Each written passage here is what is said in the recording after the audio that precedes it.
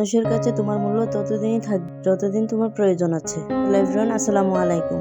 আজকের ব্লগটি ছাদ থেকেই শুরু করলাম। আমার ছাদের মধ্যে অনেক ফুল ফলের গাছ আছে। পেঁপে গাছ না অনেকবারই লাগিয়েছিলাম, কিন্তু একবারও হয়নি। এবার ছোট্ট গাছে 3টা পেঁপে এসেছিল। তো মাশাল্লাহ, একটা পেঁপে পেকে গেছে, আর একটা এমনিতেই পড়ে গেছে। আমার তো পেঁপেটা দেখে খুব মহা খুশি। তো লেবু গাছে একটা লেবুও ছিল, লেবুটাকেও পেরে নিলাম। আর এদিকে একটা সিম গাছ লাগালাম, আর এদিকে লাউ গাছ একটা।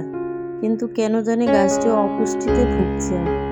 গাছের মধ্যে কি দিব তাও ভেবে পাচ্ছি না। একটা গাছ যদি যত্ন করে লাগানো হয়, ফুল ফল না দেয়, খুব মনটা খারাপ লাগে। এদিকে বোম্বাই মরিচের গাছটা মাশাল্লাহ গত বছর অনেক মরিচ খেয়েছি। ছিলাম মরিচ গাছটা মরে যাবে না, মাশাল্লাহ আবার ঠিক হয়ে গেছে। আর এই আম গাছটা কিনিবেলা বলেছিল 12 মাসি আম, কিন্তু কিছুই হচ্ছে না। এদিকে একটা মালবেরি গাছ। সবেদা গাছটা কিনে আনার সময় অনেক বড় সবেদা ছিল, কিন্তু এখন আর কিছুই দেখছি না। এই সবেদাগুলো ধরেছে অনেকদিন হয়েছে, তেমন একটা বড় হচ্ছে না।